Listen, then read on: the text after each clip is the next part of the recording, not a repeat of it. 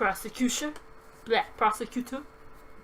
I trust your next witness is ready? Yes, of course, Your Honor. I call upon, let's see. Oh, crap. Monsieur Robinio Rubinio, the, photographer who attended the big one on the night of the murder. Monsieur Robinio Rubinio, please approach the stand and recite the oath. How did I'm forgetting his voice. How did it go? I swear I'd speak about hatred and fear without fear. To tell the truth and nothing but the truth. That's not how you said it before. I don't know. I don't remember how I said it before. Like British, but old. I think it's gonna have to change. It's a little cliche to be perfect honest. Okay, hold on. Could the witness please introduce himself for the court record? As if anybody in this courtroom does not immediately recognize me. Sorry, I got a little ghetto there. Okay. I'm the great Monsieur Robinio, cutting-edge photographer and visionary. I don't just take people's pictures, I capture their very essence.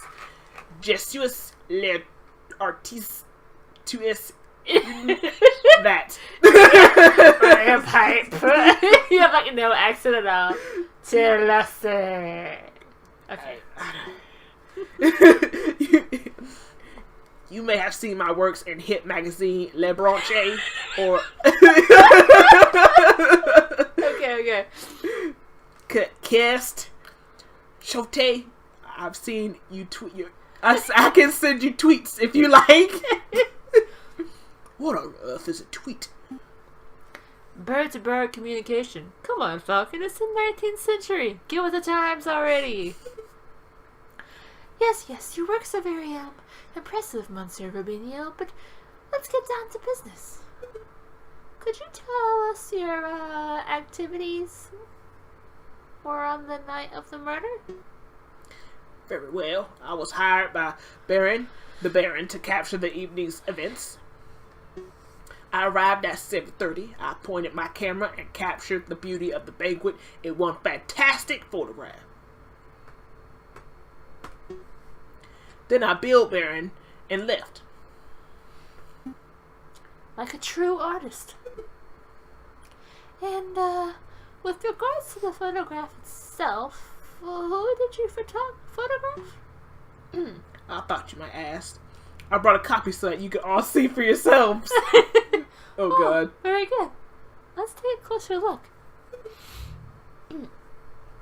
I thought we stole that. Okay. We had a different one. Ours had, Oh, we had the lady in it. Yeah. Yeah. So, something's not right. Okay. Because they're in the right position still, but... Okay. In the middle, we see, Baron, the lion who hosted the event. On the left, we see, Senor Portois Demio, the father of the defendant, Dame Catherine. And finally, we, see the, housemaid, Colleen Duhot, who I suspect may have stepped into the picture uninvited. As you can see, two people are clearly absent from the photograph. The first is the victim, Monsieur Granby. The second is the defendant, Dame Kathleen Demio. Quite suspicious, wouldn't you agree? Just a moment, Monsieur Rabington. That proves nothing. So the defendant and the victim were not photographed with the others. That doesn't mean that they weren't in the garden together at that time. Hold your horses, Falcon. I'm not done yet. The prosecution may continue.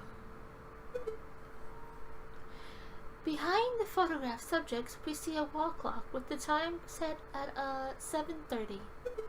Now, why is that time significant? Well, that's crap because they didn't have the arms in the other one. Sorry. Yeah. Well, as Inspector Valerti told us earlier, that was the exact time the murder took place. There were no arms on that Do clock. you see, Falcon?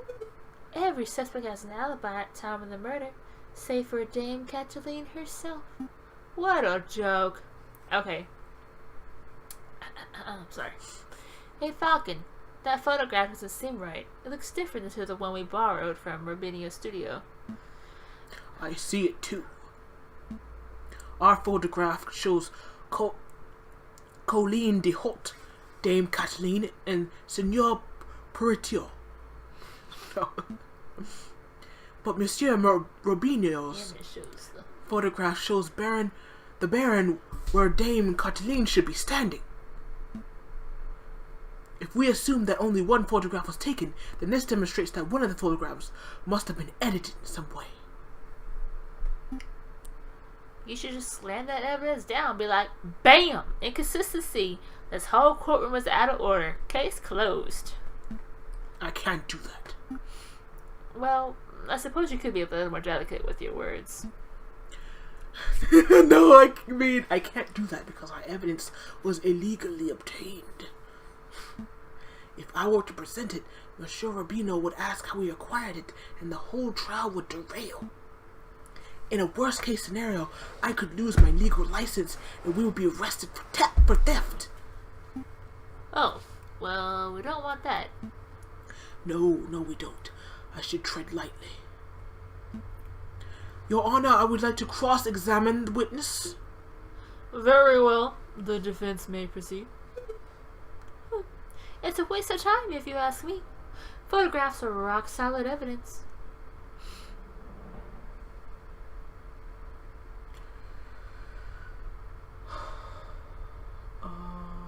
So 7 p.m. maybe.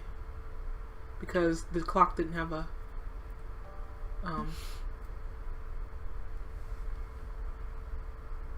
So you arrived at 7 o'clock. Say it out loud. Oh. I was thinking, Monsieur Robinio, you said that you arrived at 7 o'clock? Give or take a couple hours. His voice keeps changing. It's okay. It's okay. Give or take. Can't even. Give or take. Give or take a couple minutes here. How do you know? No, I think this one would be. Okay. How long did it take to set up your camera? Took perhaps 25 minutes to find a shooting location, put together the camera and ready to film. So you arrived at 7, and the photograph took place at 7:30, and you spent 25 minutes setting up. That leaves at least 5 minutes unaccounted for. Sorry. Fuck. Surely you are suggesting that Monsieur Rubinio did something, nefarious in this small window of time? No, I'm not. No. Not at all. I'm just trying to piece together the evening's events. I spent most of my time talking about... he went southern. He went southern. I spent a little time talking about Baron Regale when I arrived. That's probably where the rest of the time went. Do you have no... Oh. Yes. How do you know? How do you know that you arrived at 7? Well, the clock in my house read 6:45 when I left, and the walk to Chateau Creniers was around 15 minutes. I don't claim to be a false timekeeper, but I'm a professional. I always stick to an appointment. I guess, I mean...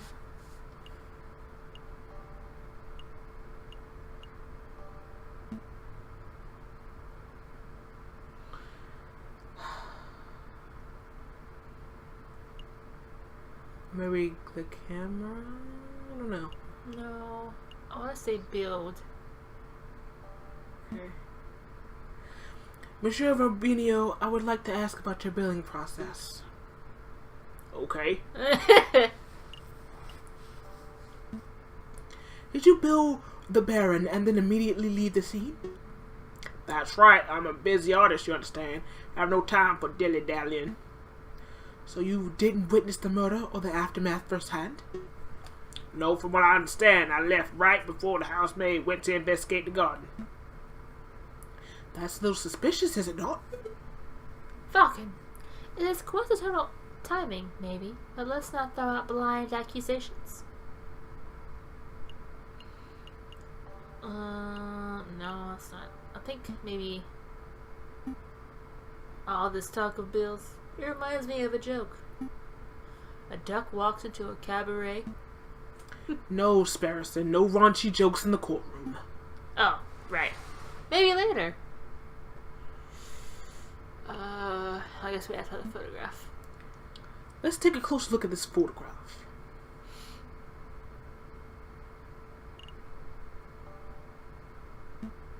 Just to clarify, Monsieur Robinio, photographs are a direct reflection of reality, are they not? That is correct. The photographic process leaves no room for bias or inaccuracies. That is most curious because I see a mistake. A mistake? Impossible! I told you, Monsieur. The camera is a perfect, unbiased device. The photographs it produces are flawless. Falcon, I'm not seeing any mistakes. Perhaps you could be more specific. Certainly. The clock in this photograph. There is something not right about it. Well, isn't that convenient? The defense used something wrong with the key piece of evidence that implicates his client. Don't give me that cocky tone, Monsieur Remington. I have evidence that there's something wrong with the clock in that picture. Where's the... Okay, there he goes. Yeah. The photograph clearly shows the clock's hands pointing at 7 and 6. That much is self-evident. What is most curious, because the clock in the lounge of Chateau Crenier has no hands. It has no hands? The clock is merely a decorative piece, a talking item. Feel free to ask the Baron or his housemaid if you have doubts. Baron Robinio, how do you explain this discrepancy? Monsieur Robinio. Monsieur Robinio.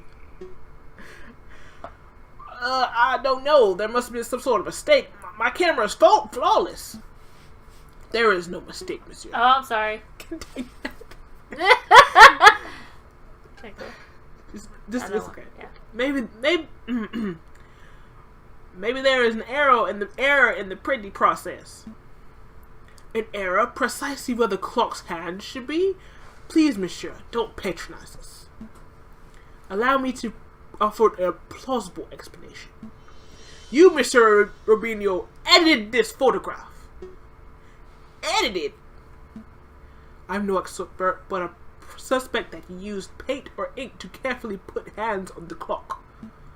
It would have been a simple task considering that the clock face was bare. One could have even speculated that you specifically chose to include a handleless clock in the photograph just to simplify the editing process. Ooh. It's getting juicy.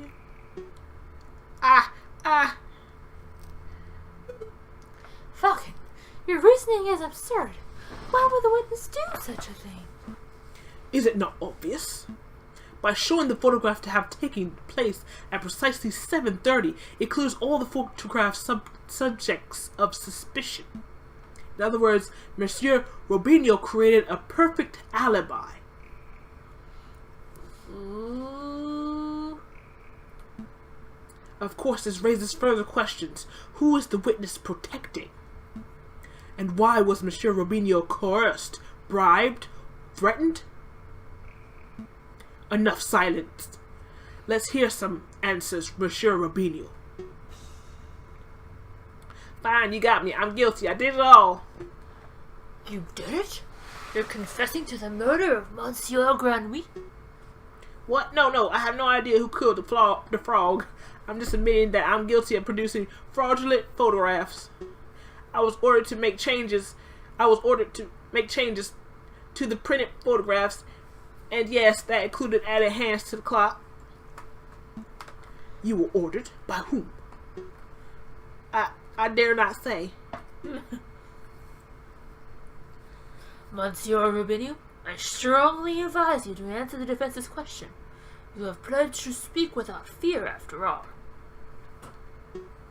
With respect, Judge, I fear his claws more than I fear the judgment of the justice system. I shall name no names. Ooh, is it a lion? It's a cat. His claws. Did you hear that, Falcon? That is most unfortunate. Monsieur Rabinio, we cannot and shall not torture the names out of you. We don't live under the ancient regime, after all. But, since you have admitted to falsifying evidence, then we cannot keep you on the stand as a witness. Take your leave. You shall be charged with perjury in due course. I can't protest. That's the least I deserve for my failure as an artist. Good day, messieurs. Sound like a southern robot. Intriguing. Pretty convincing. You gained a little favor with the jury. I thought we were going to go to jail, but we're doing good. So the clock's hands are painted on. So what? It doesn't matter. The photograph still depicts Dame Cataline as absent close to the time of the murder. That's significant. Don't be dense, Monsieur Remington. If the photograph is not completely genuine, then it cannot be considered reliable evidence. Why not? It's a betrayal of the night's events. Because if we accept that one part of the picture was edited, then we must accept the possibility that other parts were Is it possible that Dame Cataline was painted out? Even worse, it is possible that another person was painted in. We know that the witness was trying to cover for someone, so all possibilities must be accounted for. So what are you saying, Falcon? That the housemaid paid off the photographer? Or was it Signor Potois de Mille, perhaps? I don't think so. The housemaid lacks a means of motive, and it wouldn't make sense for Signor Potois to implicate his own daughter. Well, sure, you're not suggesting that the honest and beloved Baron Roigriel, oh crap, whatever, deliberately tried to frame Dame Cataline? Because that would be the most outlandish theory yet. The Baron is a pillar of our community. He would never do such a thing. Monsieur Remington, I'm not here to throw accusations. That's the job of you, the prosecutor, however. Okay. That's the Baron, yeah. Mayhaps I should offer my opinion. But, Baron, it's not time for your witness testimony yet. So you would think, prosecutor, and yet I see my good reputation getting tarnished by your incompetence. Incompetence? Indeed. Let us proceed with witness questioning. Is that fine with you, Judge? Yes, I suppose that's fine. Very good. And I trust that the defense has no objections? No objections here. Fantastic. Oh, but before I forget, I pledge to speak without fear and prejudice, etc., etc. Now, prosecutor, ask me about what I witnessed over the course of the evening.